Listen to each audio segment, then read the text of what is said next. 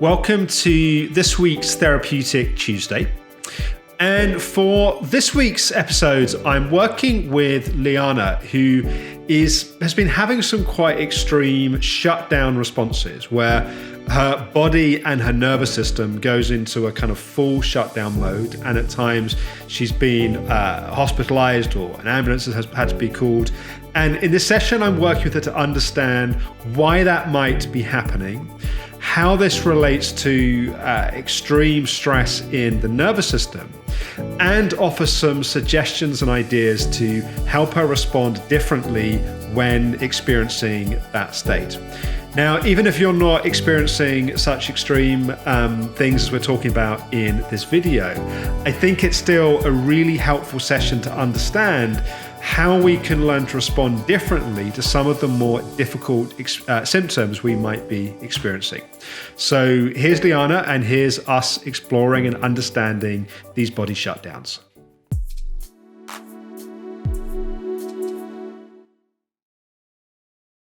Hi, Liarne, can you hear me? Hello. Hi there. How are you doing? Hi. All right. How are you? I am good, thank you. What time of day is it where you are in Australia? 8:15 at night, and I'm normally in bed at about 6, so this is late. Well, thank you for you, Alex. I'm sorry? For you, Alex, I'm here, and I'm really, really happy about it because I've had this illness for 19 years, and I think the OHC is the best I've found worldwide so far. So thank you. I'm pleased to hear that. I'm not pleased you've been ill for 19 years, but I'm pleased you've been able to help. So thank you. So we've got 30 minutes or so. I know you've done some work with some of the team at the clinic. I haven't gone into your case notes. What I prefer to do in these mini sessions is to keep it kind of spontaneous to this. Part of the reason being is if I go into people's case notes, there's a risk that I start divulging things which you may not want to talk about in a kind of more public context. So it's safer for me to not risk having all of that kind of context, if that makes sense. Sure. What I would just say about that, though, is if I can help somebody else, I'm happy to go there. If you want to lead me in anywhere, I'm happy to go there because I think it's important to get to the heart of things, and if it helps somebody else too, it's good. Well, thank you. And I appreciate you being willing to share of yourself in this way. So given we've got a kind of limited amount of time, do you have I know there were a few things you shared with Jenny, but do you have a specific either question or kind of area that you'd like to get some help with? I've been thinking a lot about this. It's actually quite hard because it's such a expansive sort of illness. It takes up all your systems, and I suppose if I wanted to hone in, though, it would be for me, after all the reading and the educating, the profound and amazing work that I've done. It sounds like you did as well in your healing. I still struggle with fear around really nasty symptoms. And they don't necessarily happen a lot, but I've been by ambulance to hospital several times. I've collapsed a couple of times.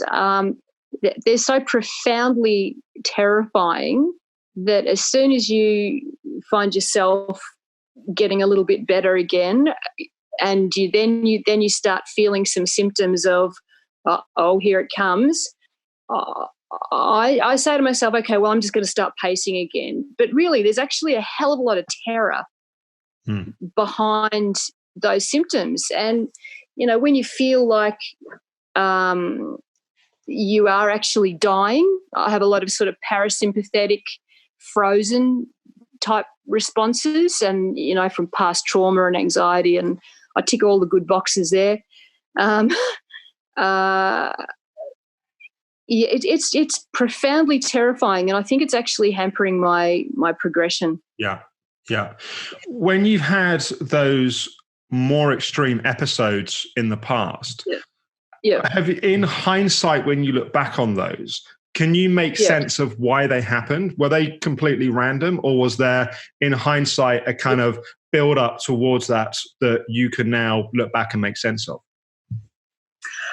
I suppose if I could make 1 and 1 equals 2 type of sense out of it, it would reduce this fear enormously. But I think for the first probably 6 years or so of this illness, I wasn't diagnosed, and I had an ex-husband say, "You're just stressed," and I had doctors saying, "You've got benign positional vertigo, and also MS, all sorts of things." So because I had some of those very nasty experiences, and an ambo would come and say, all your vitals are fine, it's probably a stress response.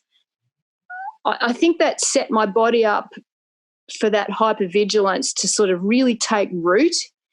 So when I think about your question and can I see some of the lead up, I think I can. I've just had an experience with my brother that was quite traumatic, which he was behaving very much like my mother, where a lot of past trauma was centred. A few days later, I had another crash. So I can sometimes see there may be a link there, but other times it feels like it's utterly out of the blue. Yeah. Yeah. When's the last time you had, to the extreme that you had to be hospitalised? I would say about 6 weeks ago, I said to my husband, last night I should have been hospitalised, but it's an actual waste of time because nobody can tell me anything, do anything. But I felt that sick about 6 weeks ago. Prior to that, quite a long time ago, maybe 6 months or so. So I would say there's been maybe a dozen times in 19 years. Okay. And they were all clustered at the beginning. Yeah. Yeah. And what in more recent years, when you've had those kind of severe crashes, what are the actual symptoms? Like, what's the actual experience of what happens in your body? It's a similar sort of thing where I might start with a few symptoms, a bit of nausea, will turn into rumbling stomach, turns into a nervous system sort of agitation where I might get diarrhea and a sort of a cascade sort of happens then. So the dizziness can become so profound that I can't lift my head off the pillow because I have no equilibrium. And then I move into a very deep state of collapse. Mm-hmm. So it's quite scary because you feel like you're dying. Mm-hmm. Sure. So it's quite terrifying from that point of view. It sounds like part of what's happening is there's a parasympathetic shutdown that goes on. It really does, doesn't it? Yeah. It feels like a freeze. Yeah. Are you familiar with polyvagal theory and the different? So one of the things that people that may not be familiar, one of the things that happens is there's what they call the safe and social state, which what we would call a healing state. There's then a kind of fight or flight, or what we'd call a stress state, where there's the kind of activation of the system. There's then at the extreme of that, the parasympathetic shutdown, which is a little bit like when animals feign death, or when there's a kind of, we get so wired that we actually freeze in response. Yeah. So it sounds like that your system has kind of learned in those extremes to go into a shutdown response. And that's why it sounds like it's quite extreme in terms of what you experienced in terms of the symptoms. Yeah. There's an actual kind of shutting down of some of your kind of faculties and functioning at that point. Does that sound like, is that something that happens to other people? Is that so this is something you've heard before in this condition? Yeah. Really? Yeah, I mean, it's not that common at that extreme, and it's one of those things that would always be obviously really important to get checked out. Any other physiological things that have been happening, because it could easily also be something else. But yes, in an extreme state of stress response, that what can also happen is it goes from being super kind of wired and kind of stressed to kind of the system basically goes into a freeze or a shutdown response. So the point I'm making is say that again. Oh, that's what I feel like out of all my study as well. That's as close as I can get to what my body does too. But knowing that intellectually doesn't fix the felt experience. Yeah. And I think the closest I've got to helping it is actually your relaxation tape, where I've learned to, first of all, I've got stop, and then I do a calm where I see a circle, and then I do peace where I sort of see my hands in sort of prayer position, and then I sort of do a trust, which was very hard to find, but trust.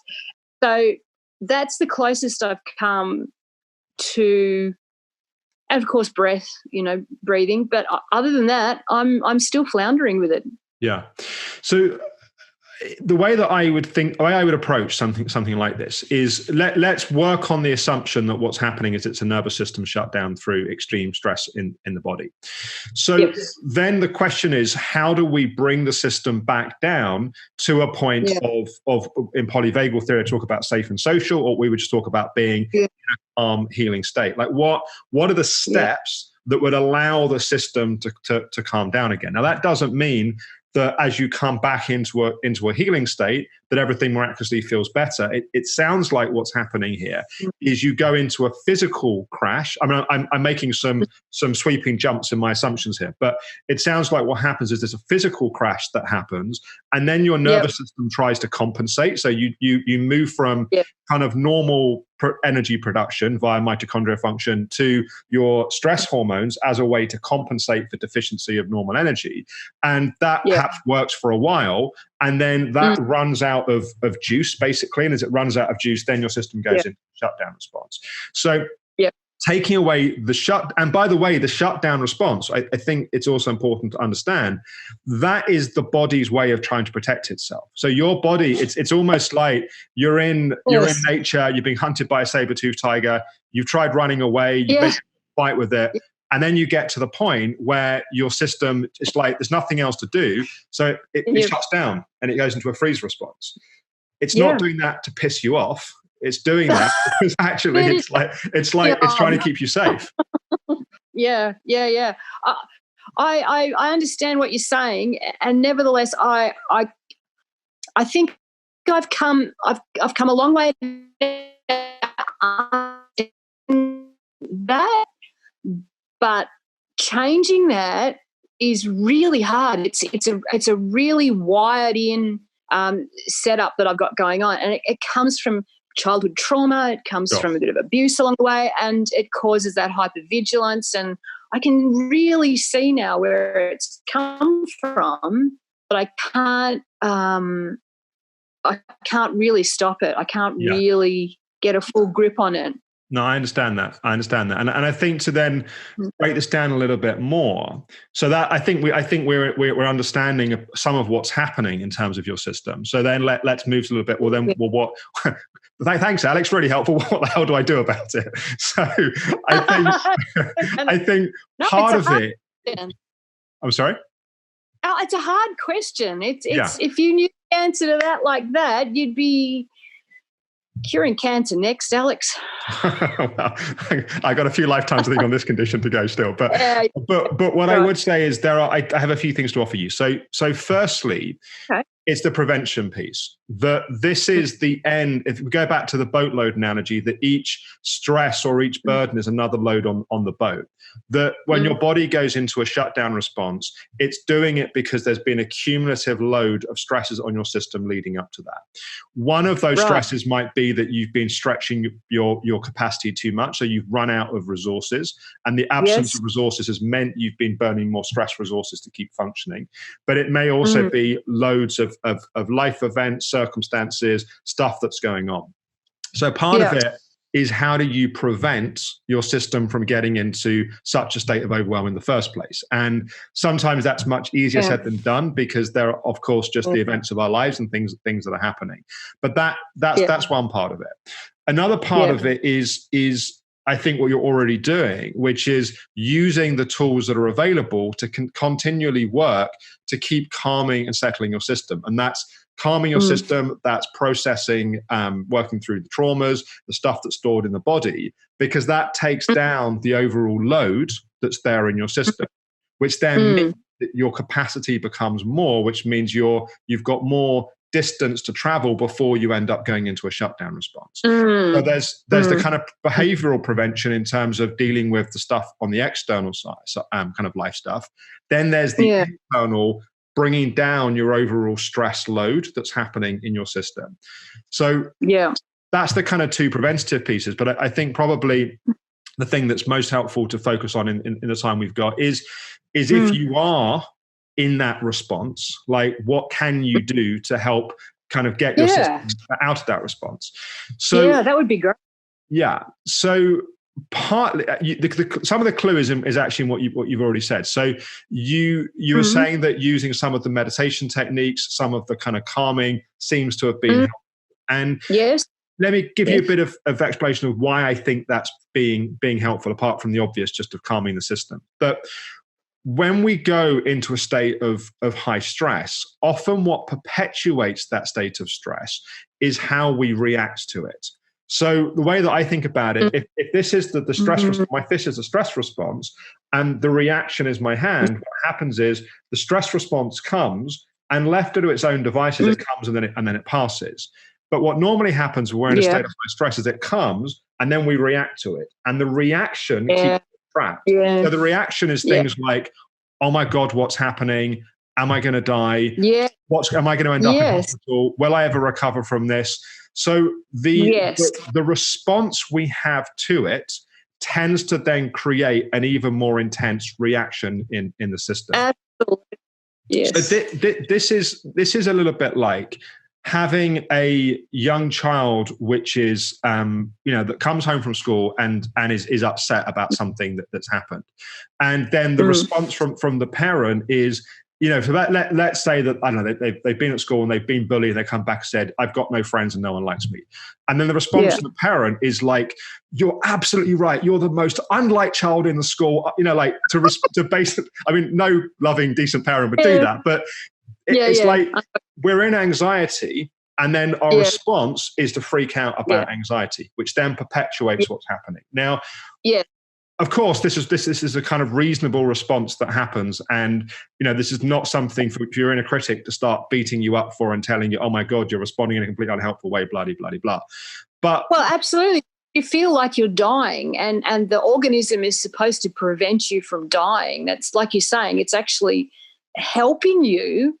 It doesn't want you to die, So sorry, go on. So what we need is to be able to respond to it in a way that actually calms and soothes our system. So like the kid that comes back from school, and the response from the skillful parent is a lot of, depending on the child's age, but probably a lot of physical affection, a lot of reassurance, a lot of you're perfect as you are, we love you as you are. And then that will gradually soothe and calm the nervous system. And you can feel in small children, they come back and something's happened and they're distressed and their whole system's kind of braced. And you can start to feel in physical contact, you can start to feel the relaxing and the settling of the body. So that's and when, without knowing any of the details of your background, you mentioned that there have been various traumas and various things that have happened. So the chances are that you've internalized a way of responding to your own body and your own emotions, which is not particularly nurturing and supportive and holding.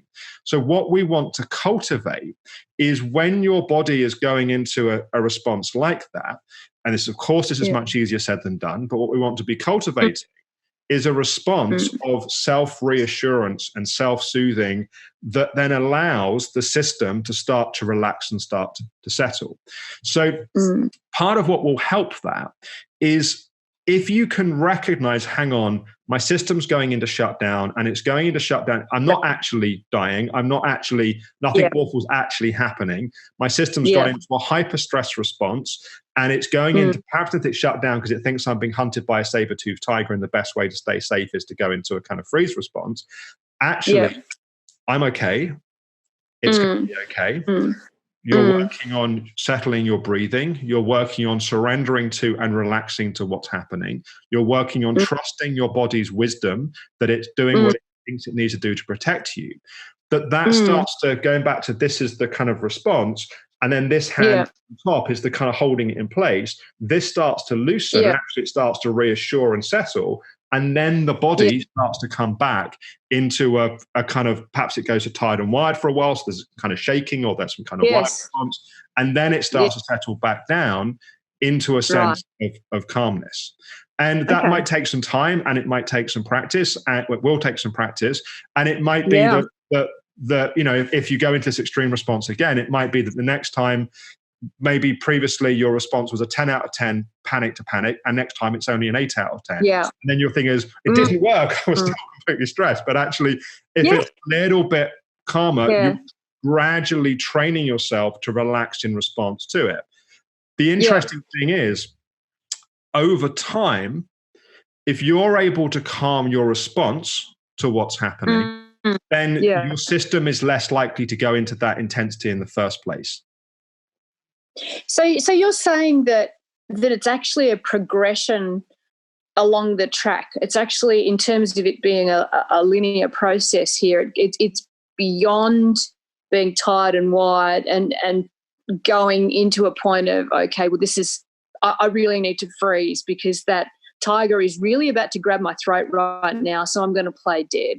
Yeah. So it's actually a progression, because somehow my system hasn't been satisfied with just freaking out and doing the fight or flight, and so it's actually gone into freeze as a last resort. It's a couple of things. It's partly that. So it's partly that your system's like, fighting and flighting isn't working, but it's also that your system is running out. I think what's happening, your system is running out of stress hormones to pump the fight or flight. So it's kind of, it's almost a deficient fight or flight. It's like, I can't even do that anymore. Right. And so it kind of goes into a collapse. Right. Yeah. Okay. So it's really, okay. It's in the moment of feeling that, I think probably the only thing I can do is surrender to it. Right. Totally. Yeah.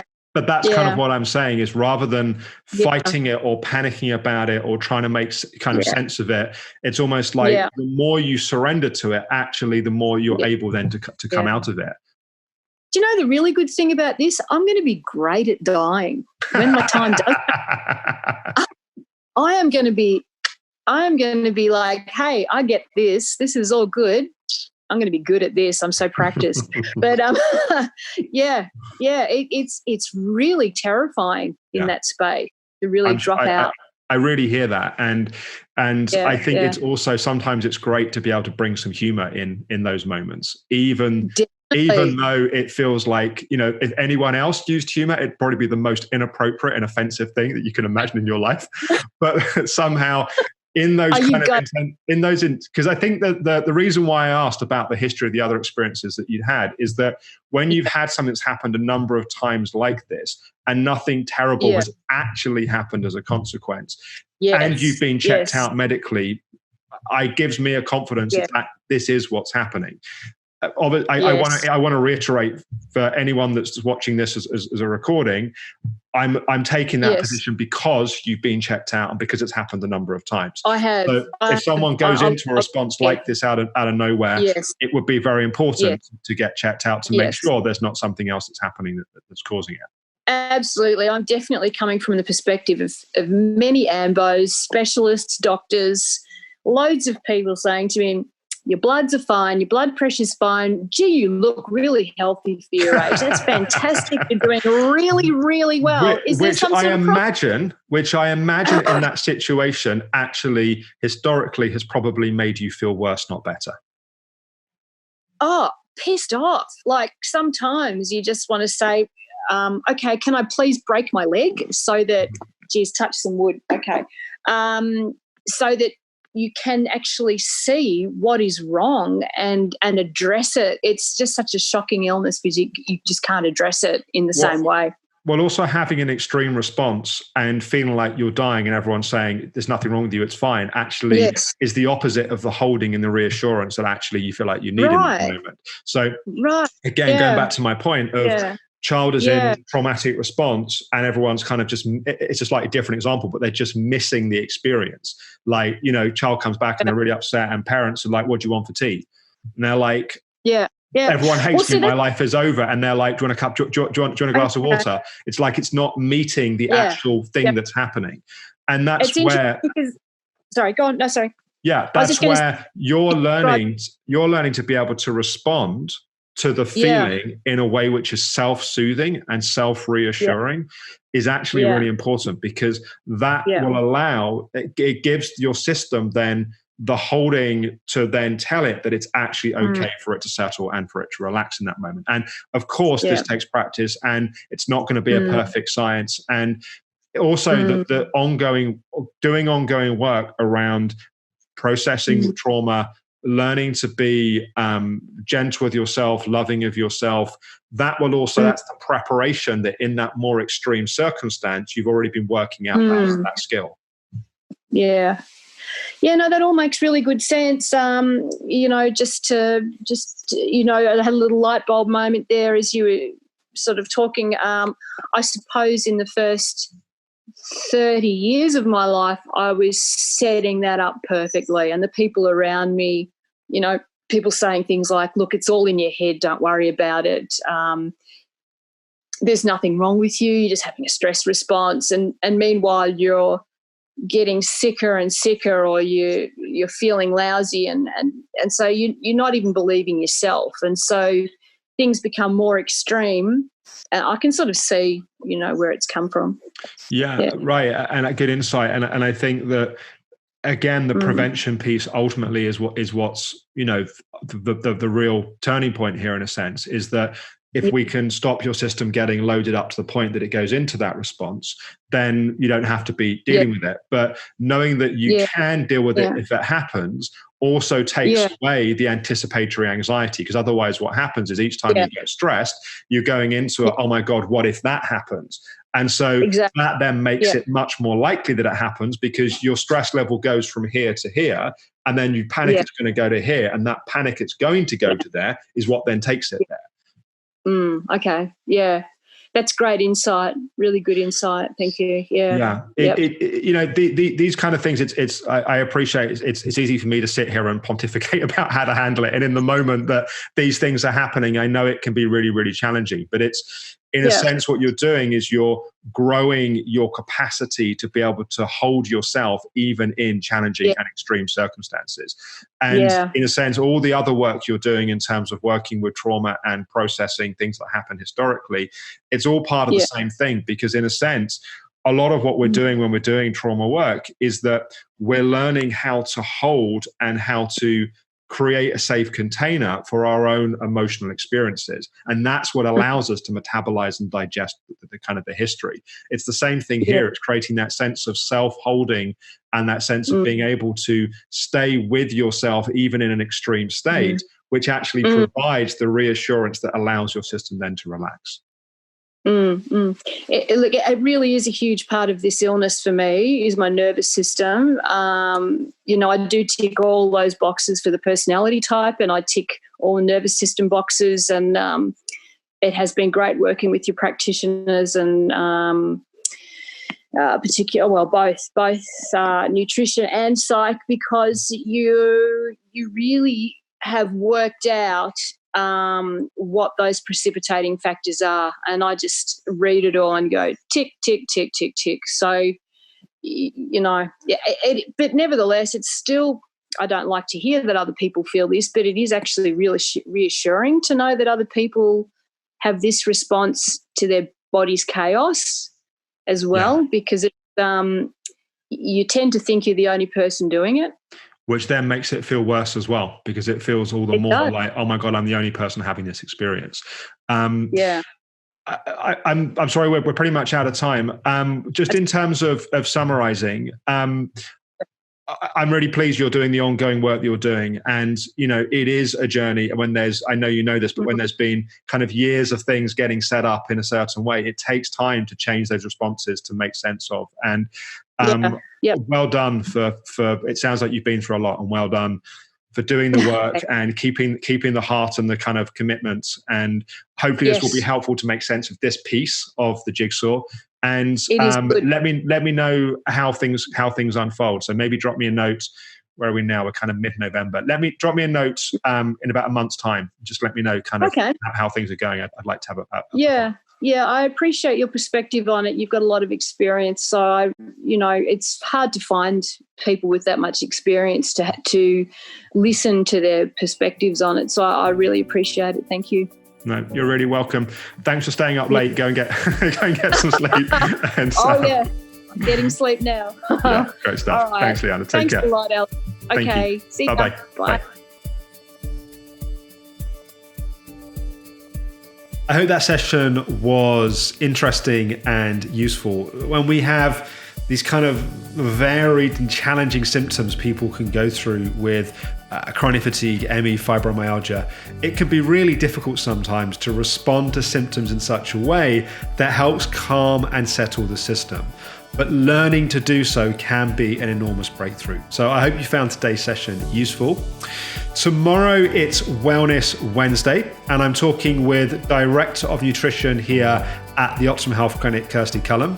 And we are talking about whether you should be following a paleo diet, a vegan diet, or one of many, many other diets that are out there. So if you've ever felt confused about what you should and shouldn't be eating, I think tomorrow's video is going to be super helpful. I look forward to talking with you then.